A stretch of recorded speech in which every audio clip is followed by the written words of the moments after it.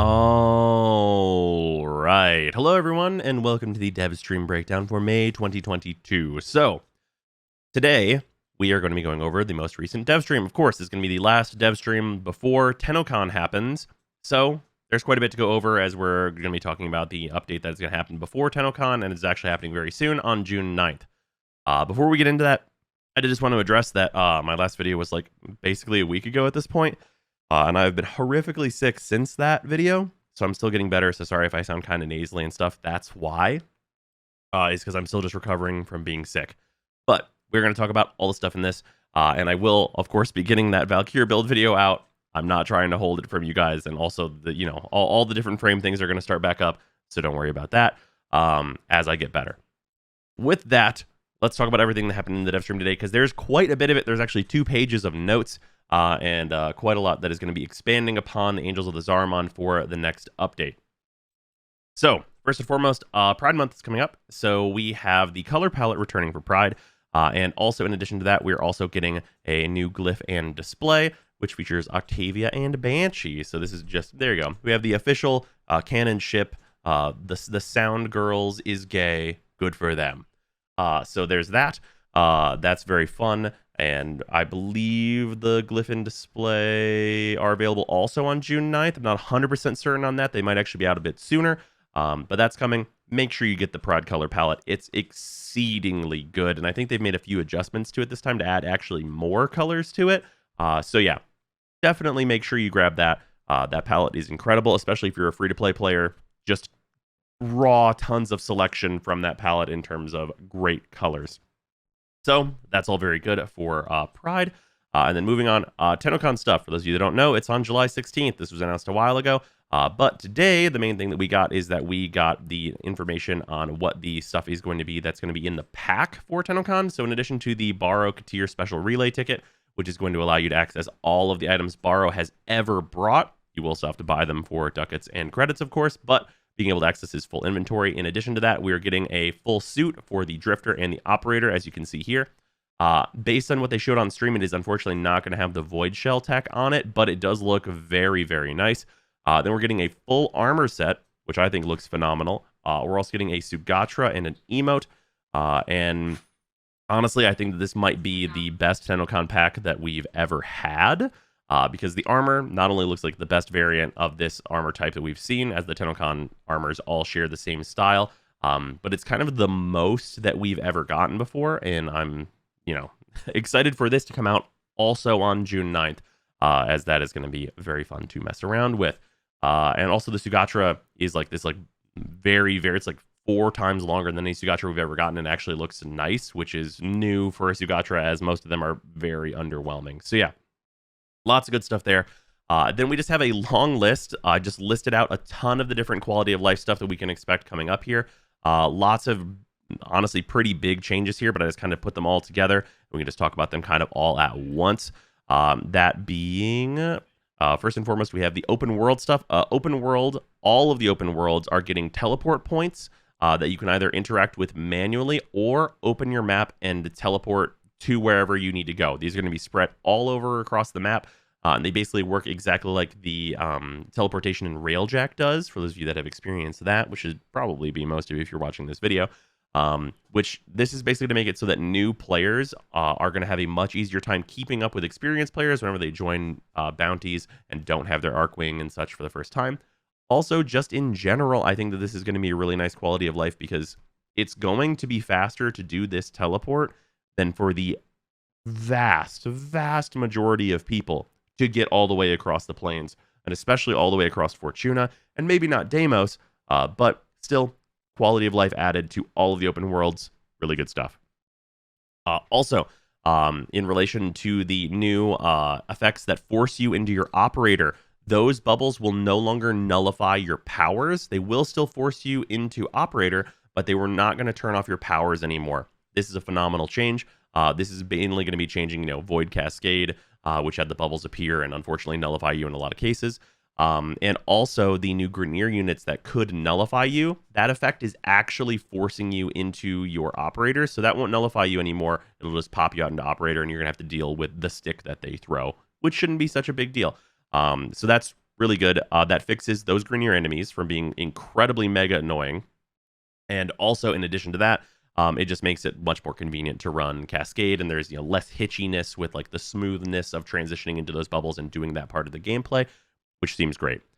Directional dashing is being added to Void Sling. So for those of you that wanted the directional dashes and stuff for Void Sling, that stuff is being added back in. So we will have that. Yonka is going to, or Yanta will trade Void Plume qualities with you. So if you have like pinions, you can trade them for quills, and if you have veins, you can trade them for, back and forth and so on and so forth. So it's going to be easier access to those different varieties there, which is very nice. And that shop is going to rotate. Rivens that have never been equipped will stack. So basically what this means is you're not going to hit Riven cap if you either don't care about them, or if you just keep getting, like if you're only recovering like one at a time, you're only going to need to like equip it. You'll see the challenge. It'll generate the challenge. Do that, and then you have like the Riven unlocked, right? But anything that you've never equipped will just form into a stack of like, just Rivens that you don't know what the challenge is yet. And you'll be able to have unlimited amounts of those, which is going to be a nice quality of life for those of you that are, hoarding Rivens, I suppose. So there's that. Also, this, potentially changes some market value stuff with how Rivens are valuated, because obviously, if it's an unknown challenge, that could either raise or lower the price of, unveiled or veiled Rivens and stuff. So that might be somewhat interesting as well. But yeah, there's that for Riven stuff. Magnetic procs are being nerfed to only eat 100 energy instead of eating all of your energy. This is good because the new Thrax enemies obviously have like a force magnetic proc, and that can really just annihilate a number of Warframes. This making it so that you very simply don't have to lose everything when you get magnetic procced, but 100 energy is still a lot. Is a considerable improvement for just magnetic across the entire game, honestly, wherever you might get magnetic procced. Also, speaking of the Cascade stuff, there's a new lower entry point for the ZARIMAN bounties. There are now going to be 5 instead of 4, which means that the highest one is going to reward 5 of the quills instead of 4 now, which is nice. And also that new bottom one is a lower entry point, lower level enter. So people are going to have an easier time kind of like smoothly getting into the ZARIMAN gameplay, which is good. In addition to that, because there's 5 tiers now, the Yolek and the Hespar, the Scythe, those 2 blueprint rares have been divided between 2 bounties now. So you're not going to be going for both of them on one bounty and then being very mad about it whenever you get the one you keep getting and you can't get the Yolek and all that business. So that won't happen anymore, ideally. So there's that. That's good. And then in addition to that, Scorpions and Ancient Hook mechanics are receiving counterplay. So Scorpions can shoot their like hook at you, and then they would drag you in. Now that's not going to like instantly knock you down and drag you in. Instead, it's going to hook you and begin to drag you. And if you bullet jump, you will instead pull the Scorpion or Ancient off of their feet and throw them across the room, which personally, definitely not necessary, but really, really funny. So fantastic. I mean, the counterplay, it's very funny and it feels very Warframe. So yeah, if a Scorpion hooks you, bullet jump and send them to Brazil. Like that's just what's going to be occurring now. And it seems very fun. Arcane scaling changes. Only one stat will improve now. What this basically means, if you take an arcane like Arcane Strike, or let's say Arcane Fury, because that's the one they showed on stream, you have a chance that was increasing, and then you also have like the damage that was increasing, and also the timer. So instead of those 3 different stats increasing as you make the arcane better, what they're doing is they're making it so that the chance and the timer are static, but the amount of damage that you get is what scales whenever you improve the arcane. Basically what this means is that a lot of arcanes at lower levels are no longer going to be completely fucking useless, because if you had like Arcane Fury at very low level, it had like an infinitesimally tiny, meaningless chance to proc, and it still would, of course, at that low chance, but it basically wasn't even worth equipping. Now, with it being a 60% chance, even, just like looking at getting that 30% damage, that's still something, and you're going to see it often and for the full timer, so that makes those much more appealing. That is going to be applied, they said, to pretty much all of the arcanes in the game. But perhaps not some of the newer ones that we've gotten. from the Angels of the ZARIMAN. So a lot of arcanes might be brought up to good levels from that. Notably, if they keep the consistency with that, the biggest possible improvement would be Dissipate, going from its increasing percent chance and increasing energy to just increasing energy as opposed to both. So if Dissipate at all levels started at 100% and then you just got more energy as you upgraded it, that would be incredibly, incredibly good, because the only annoying thing about Dissipate is whenever it's at lower levels, it's pretty inconsistent. It would make it completely consistent and just give less energy at those lower levels, and that would be amazing and would make even getting one Dissipate kind of a total game changer, which I personally would like quite a bit, actually. But yeah, that arcane scaling stuff seems super good. In addition to that, we have Loc buff stations that are being added to all the ZARIMAN missions. Basically what this is they're like hands that stick out of the ground that have like a big gold emblem on them. There's going to be 3 per mission, and every 10 minutes in a mission, so mostly useful for Endless. You're going to be able to run up to them, make them spawn an Xmas, and when you kill that Xmas, you and your whole squad get a buff, of which they're not really final, and there's a few different things you can get. One of them being permanent health increases, which doesn't matter for most of us, especially going Endless, but still. Unlimited energy was one of the buffs that they talked about. Plenty of good things there that you're going to be able to get continually throughout a mission. Hopefully that makes those missions easier for people that are going through them earlier, and all that good business. And that just seems like makes the missions, have like another facet to them in addition to the angels and the drops on the ground and everything else. But that seems fun and good for those missions to have yet another facet. Also, that quality of life stuff is all stuff that is like confirmed coming on the 9th, being worked on, like actively being worked on stuff that is coming, but not necessarily with this update. We have shorter operator to Warframe transfer times and vice versa. So the like little cooldown that has been added, quote unquote, whenever you go from your operator to your operator to your Warframe and your Warframe to your operator, that is unintentional by DE. That was just basically a side effect of them unhinging it from being client side, so that it can be client authoritative, so that everyone can switch at the exact same speed, just due to like the way that had to be done to improve things for clients. It was overall, if you were like the host normally or playing solo, it was slowed down. Basically, what it's going to require for them to get that speed back is they're going to have to go back and kind of rebuild the floor of basically some of the code, is how they explained it, in order to get that speed back. They do desire to get that speed back and at least make it faster. It might not be absolutely as quick as it was, but they do want to make it faster, and they are working on it, which is great news.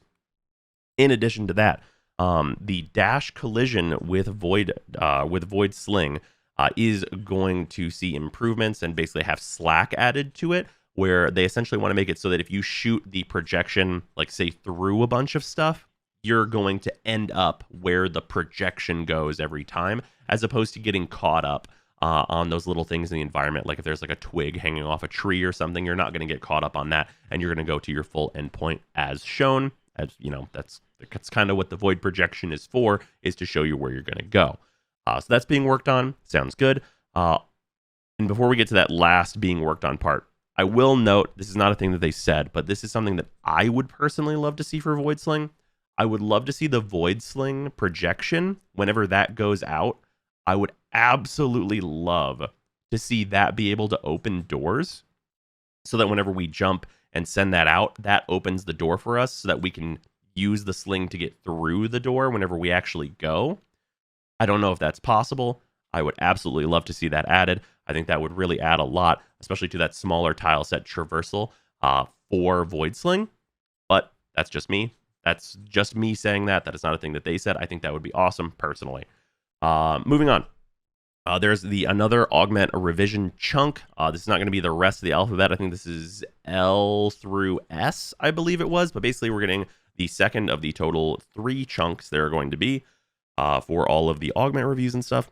Last time, the augment review didn't go very good. In fact, I think there were 0 augments that really made any real headway into suddenly being good, unfortunately. But maybe this batch will be better, I guess.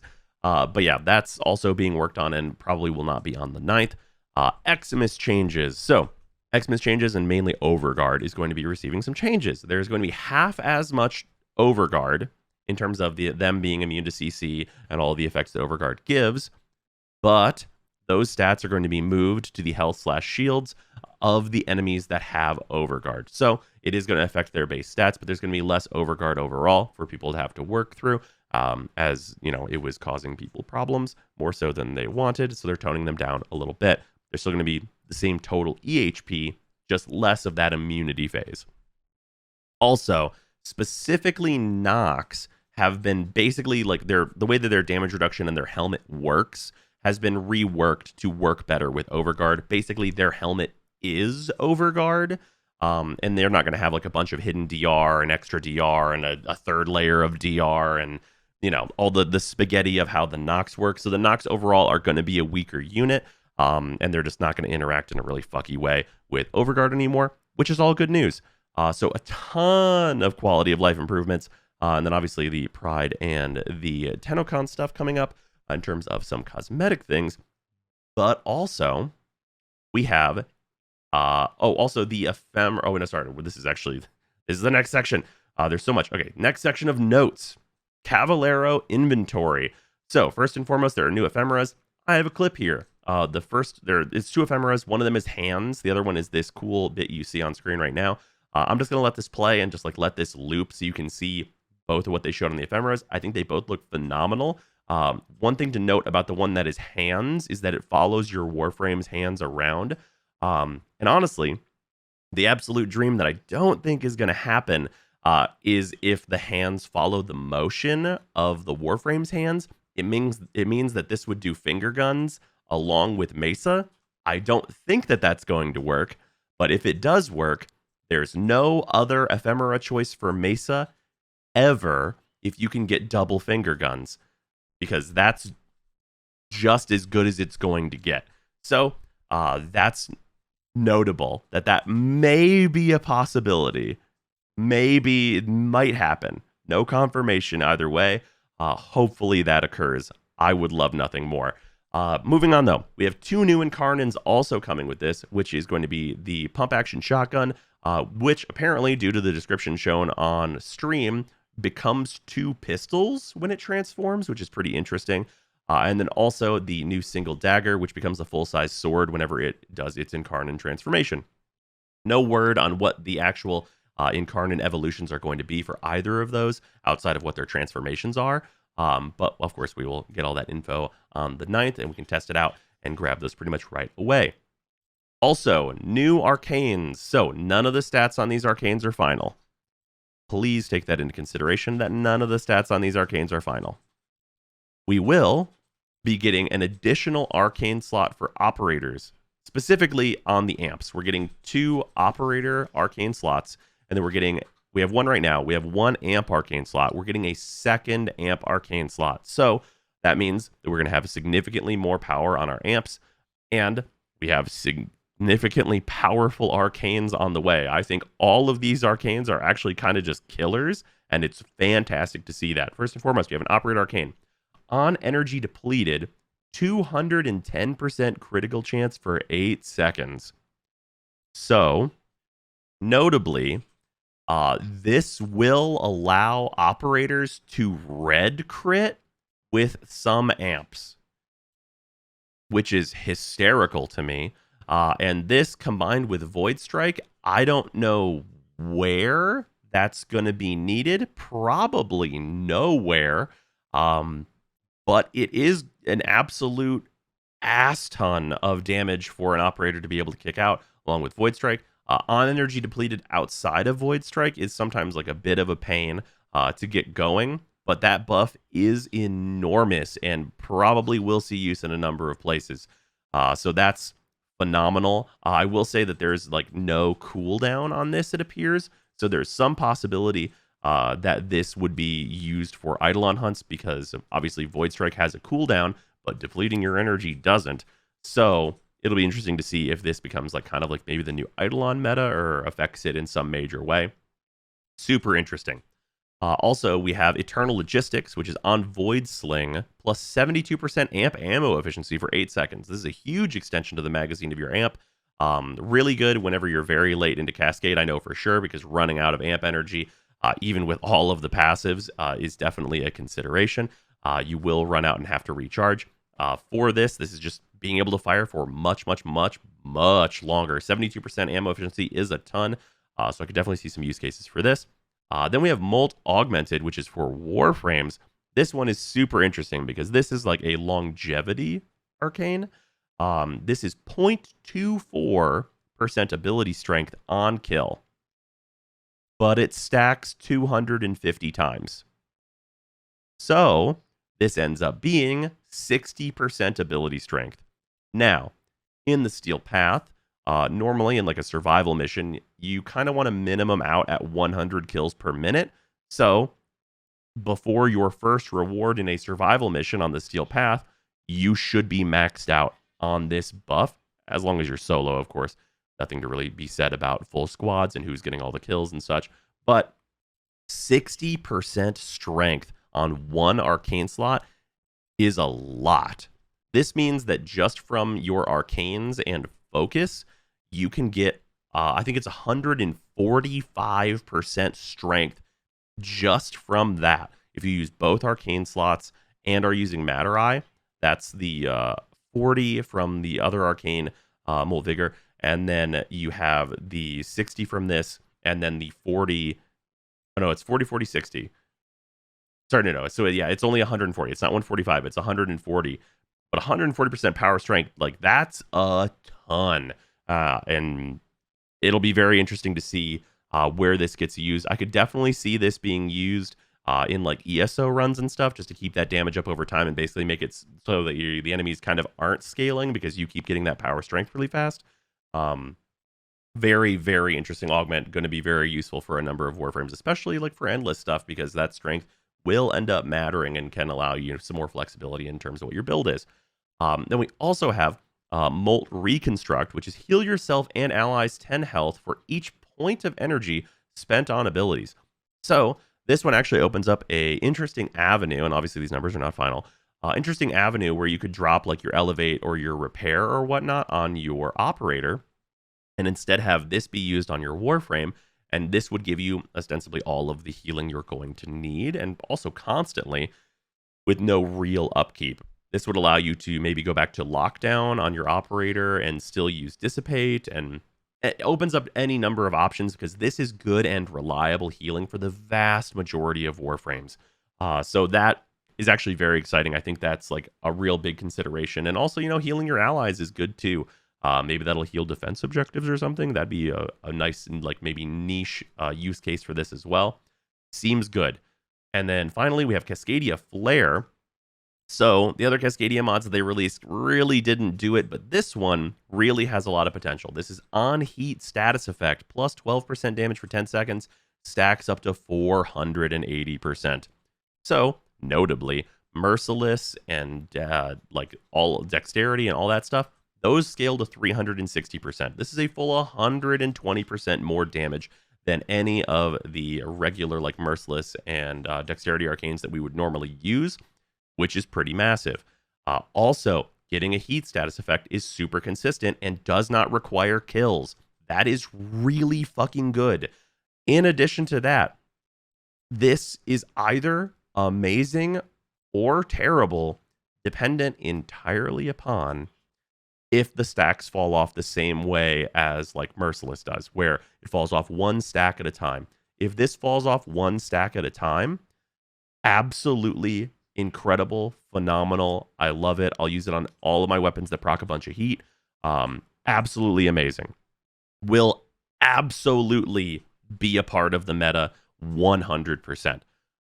Huge, I cannot stress enough how good this arcane is going to be, because there are so many situations where this will like fill in the blank whenever, you're not getting a bunch of kills, you're not getting like the headshots, you're not getting the melee kills and so on and so forth. For secondary weapons, this is like a big fill in the blank and will be excellent. So it's just honestly really, really good to see that we've got, what is this? 1, 2, 3, 4, 5 arcanes that, as like with the numbers I'm looking at right now, if they don't like get super nerfed from where they are right now, All 5 of these look like killers that I want to farm immediately upon release, and I couldn't ask for anything better than that. So yeah, seems absolutely phenomenal. Very excited for just like more stuff to farm, more cosmetics, Tennocon coming up. Just seems like good things here. And yeah, that's kind of what's going on. That's what's up. That's going to do it for the Devstream breakdown. Not an insane amount. A lot of stuff coming very soon. A lot of quality of life stuff. A lot of stuff being worked on. Obviously, we have Tennocon coming up. So I honestly probably wasn't even really expecting this much. But great stuff. Tonight, notably, tonight, I am going to be on stream. But we are going to be doing some Chaos Commander over on Big Jim Stream for anyone who knows them. The links to that are going to be in the Discord. So if you're not in the Discord, go down to the description and go join the Discord, and you can get all the links for all that business. Basically, we're doing a charity Chaos Commander, Magic the Gathering Commander stream. The charity stuff is going towards St. Jude. So if you guys want to get in and cause some mayhem in a card game, and or see some mayhem in a card game, that is going to be going on there. Hopefully I will see you guys there tonight. That should start around 9 or 8:39 Eastern time, which I think is like 6:30 Pacific. So yeah, hopefully I will see you guys there, and hopefully you have enjoyed this video, and I will see you later. Goodbye.